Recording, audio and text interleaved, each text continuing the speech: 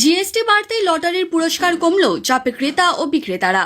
লটারির টিকিটে জিএসটি বাড়ানোর জেরে রাজ্যের লটারি বাজারে পড়েছে বড় ধাক্কা। এর সরাসরি প্রভাব পড়েছে জনপ্রিয় ডিআর লটারিতে।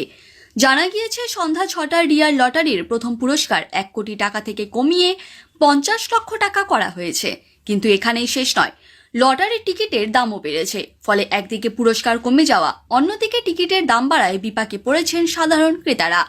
চোপড়ার এক লটারি বিক্রেতা বলেন, আগে মানুষ 1 কোটি জেতার আশায় টিকিট কিনত। এখন পুরস্কার কমে যাওয়ায় অনেকেই আগ্রহ হারাচ্ছেন। বিক্রি আগের মতো নেই।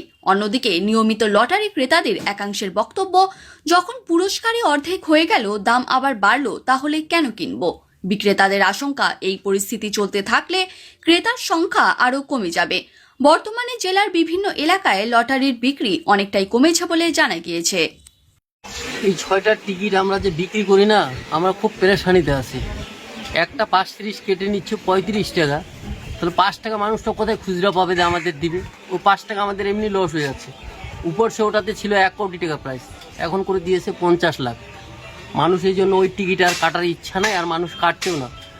আর বিক্রি করার জন্য আমরাও পেরেশানি আছি। এটা আর কি, কোম্পানিকে কি বলবো আর, অনেকটাই সমস্যা হচ্ছে এখন। একদম প্রচুর সমস্যা। এর মধ্যে সমস্যা বলার মানে হাটে বাজারে যে টিকিট নিয়ে বসে থাকবো, খুব প্রেশানিতে আছি আমরা। উপর সে আমাদের কোনো খুচরা পয়সা নাই যে মানুষকে 15 টাকা করে ঘুরাই দিব। বই তো কেউ কিনছে না, এটা তো গ্রাম এলাকা। সবাই তো 35 টাকা আর কোথায় পাবে? 30 টাকা এনে দিচ্ছে। কি নাম আপনার? কি নাম আপনার? আমার নাম হচ্ছে এমডি শাহিদ আলম। কোথায় দোকান রয়েছে আপনার? কোটগঞ্জ বাজারে।